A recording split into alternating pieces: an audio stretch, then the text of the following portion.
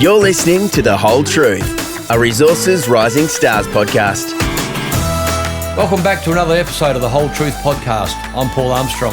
It seems there's been a big march of ASX companies off to North America in recent times. Firetail Resources has just joined the long line of those who have gone over there looking for projects, and it seems like it has nailed it. The company has now secured 2 gold projects in the US, both of which have known mineralisation. One even has a bit of historical production. But most notably, the exploration results, particularly from the one in Nevada, are absolutely spectacular. It begs 2 questions. Why would a small Australian company be able to secure 2 such great projects? And if they're so good, why hasn't someone else brought them into production before? They're fair questions, but they also are asked of so many projects that have been acquired by ASX companies in recent times. It seems the simple answer is that in the US and in Canada, there's just not the capital, and there's not the investor support, and in some cases, not even the expertise to exploit these great opportunities. Firetail has got the expertise. It has a board of people who have got some great track record in brownfields exploration, and it's certainly got the know-how and the hunger. Managing Director Glenn Poole takes us through how they got these projects and what they plan to do with them, and also touches on the company's copper project in Canada. Glenn, Firetail's just joined the crusade of Australian junior companies off to North America to find what are very good assets. There seems to be rich pickings over there for ASX companies at the moment, both in the US and in Canada. You've found yourself a couple of good projects of your own. Yes, that's right. So, we've spent the last 9 months in North America, developing the Skyline asset and built a really robust network and leveraging off the connections of the board as well, with a big presence in that part of the world, and the relationships there with, the value proposition was put to these 2 companies to, give the assets to us to really unlock that potential in an ASX market that is hugely supportive of gold. So how did it come to be? You've got one in Nevada, one in Dakota. How does a company like Firetail come to secure these? We reviewed a lot of projects over the last 6 to 9 months, trying to find something where we see, unrealised value. So with these 2, it was consolidations that had been done, superficial exploration and unrewarded exploration on the TSX market. So, for us, the reward on the ASX is much better. The results we're seeing in Nevada, if they're on the ASX, this would be, multiples bigger. And the same in South Dakota, the value proposition there, they never managed to get traction with what they were doing. And, in a market we have, it will.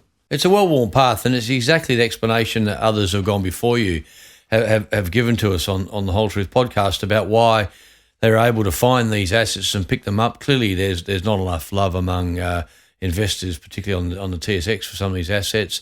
Obviously, there's a shortage of capital. Various reasons have been bandied around for that, and perhaps management doesn't really crack it at the junior end. So it's been a big big winner for ASX companies. Let's look at the assets you've got. Let's separate them. So let's start in Nevada. Pretty fair to say that's the most advanced asset. What you've got there and what you're going to do with it? Yeah, for sure. So, and that's had, very recent drilling the last 3 years. They've done a drill program every year, and they've got, amazing results, 33 metres at 5, 50 metres at 4, 30 metres at 2.5 with high-grade cores within them, but they never were rewarded in the market. They're cracking results, aren't they? They go to the heart of why aren't Canadian investors and North American investors generally paying up for that? I think that's $1 million. If you were splitting those results out in the West Australian goldfields, the stock would go through the roof. Absolutely. So, and that's the value proposition we put to them. You go, we'll bring them to a market that will appreciate what we're doing. And for us to convert that into a resource, we can do relatively quickly under JORC, versus 43101's obviously a lot more work, a lot more back end. So for us, this one's had drilling, over the last 15 years and history dating back to the historic production on the old mine back in the early 1900s that was high grade. So, we looked at it, it's not just an isolated high-grade structure. We think there's a lot more at play here. There's a large structure with the potential for an intrusive-related ore body nearby with what we're seeing in the chemistry. So the title of this project for our listeners, of course, is Excelsior in Nevada. What is it about Excelsior that you particularly like? As you say, it's had some historical production. That was a long time ago. Yes, yeah, back in the early 1900s, so 19,000 ounces at around 41 grams. So, yeah, hand-picking the good stuff out of that one. But, sunk a shaft 3-4 levels down, stopes were taken out. There's still a lot of work's been done, and then through the 50s, 60s, people had, small attempts at some heap leach in the area as well. But, that's largely been untouched. So when were those cracking exploration results that you just rattled off? When were they collected? 2022, 2023. So this is really modern stuff. Absolutely. And despite having got them so recently, it hasn't managed to make the transition to a development project. No, that's right. So for us, there's a lot of low-hanging fruit here. It's only really drilled extensively down to 150, 200 metres, which these days is very shallow. It's from surface in a jurisdiction that is hugely supportive of open cast and heap leach mining. So why do you believe there could be more of it, not just at depth, of course, but what along strike, other targets? Yeah, for sure. So along strike, we've already got 176 metres at 0.1, which is a lot of smoke coming off a very big fire. So, what is driving this system? What is driving all these fluids? The chemistry supports sort of epithermal overprint of, base metals as well. So we think we're on a structural trend that's been enriched, but also has a huge background, epithermal. So what are you going to do about this? Well, how do you advance this? We'll fill in the gaps with the drilling. The drilling that's been done wasn't as methodic as we're used to on the ASX. So fill in the gaps on the drilling, tie it all together, validate it. There's a little bit of met work we'll do just to sort of make sure that it will, come out right. And then actually, by the end of this year, we want to have a mineral resource on this and an exploration target on the growth potential as well. Now, the vendor keeps exposure to this via the terms of the deal. You say you've got an option on this. What do you have to do to exercise the option, and what do you pay? So we're a bit of cash up front and some shares. So, they're along for the ride. They see the value in the value of our shares going up. So $5 million over 5 years US, earning in that, money into the ground that they want to see to show we are advancing the project. That's not unachievable for us. And then, take it through to that next step of what are the next steps of, do we, is it a carbon and leach sort of standard CIL plant you're like seeing here in Australia, or is it a heap leach scenario if we do unlock that intrusive potential? Now, you've put out some plans in terms of exploration targets and resources. What's the timetable hold?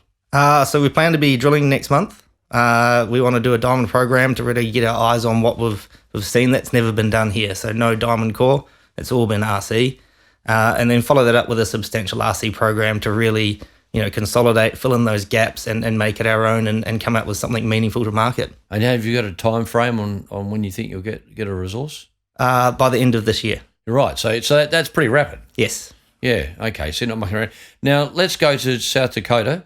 Yep. You've also got a similar deal there?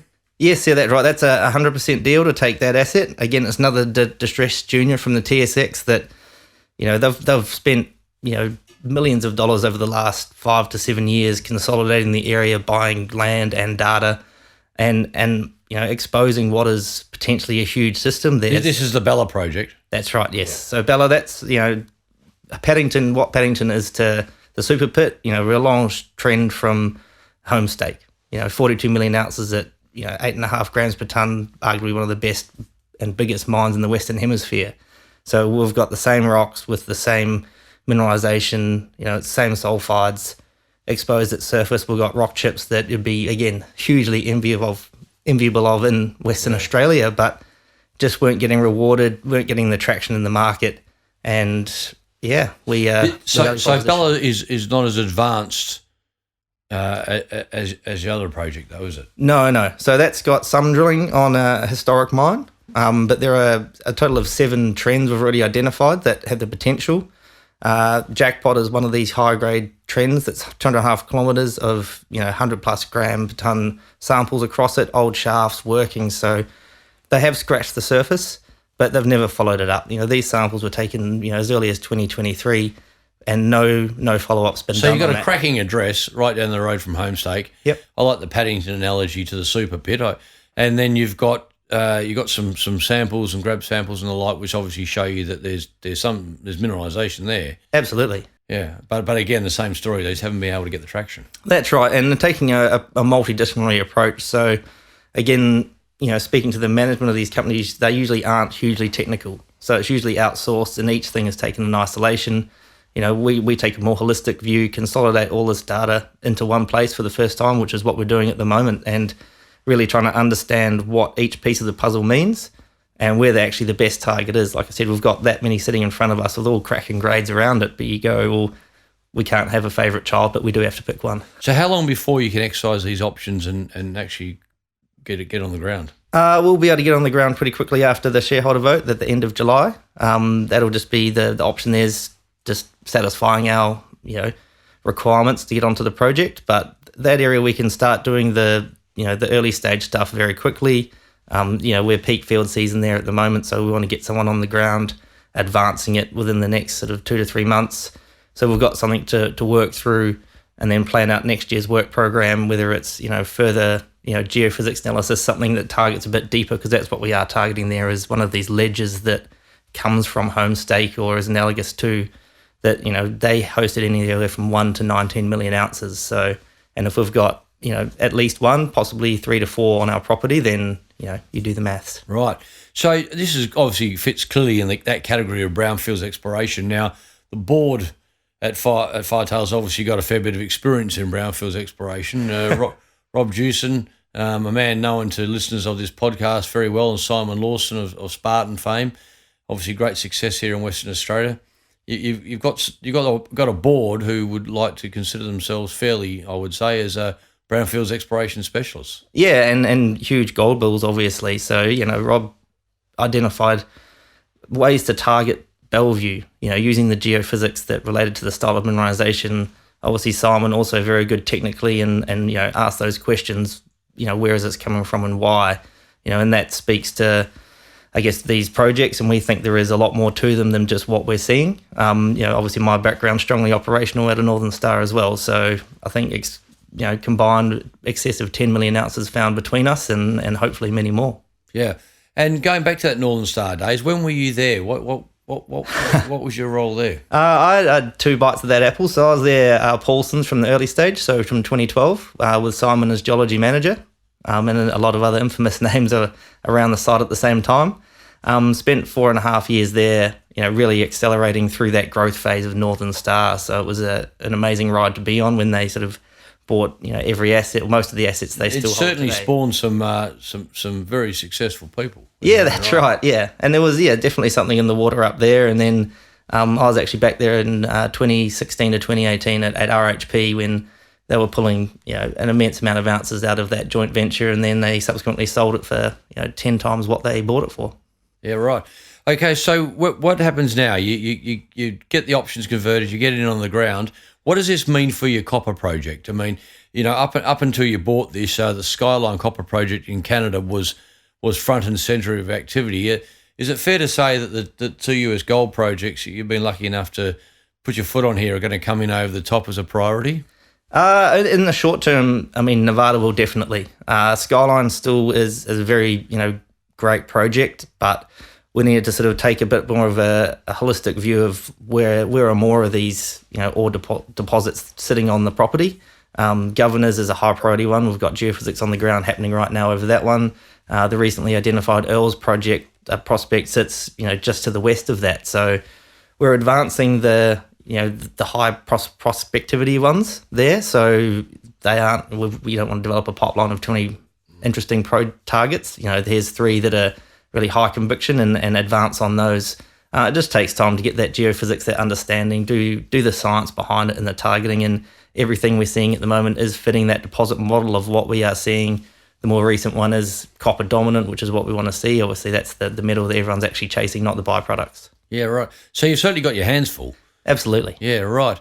Okay, so look, thanks very much for taking us through that. I mean, the as I said at the outset, there has been a well-worn path to North America, and a company with a very similar name, Firefly, of course, went into Canada with Steve Parsons and has done very, very well on its copper project. There's been numerous others who have gone into that region and picked up assets like this. So it's not like you're sort of inventing the wheel here. This does seem to be great pickings, and seem to have done it again. Absolutely, yeah. We think we're sort of the start of a big conga line that I think will be heading into that part of the world due to the opportunities that are there.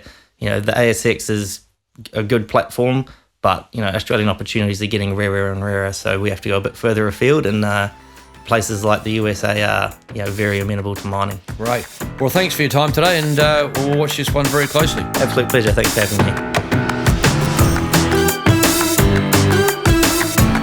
You've been listening to The Whole Truth, a Resources Rising Stars podcast, produced by Resource Media, hosted by Paul Armstrong for Reed Corporate. Please note that Reed Corporate does not provide investment advice, and investors should seek personalised advice before making any investment decisions.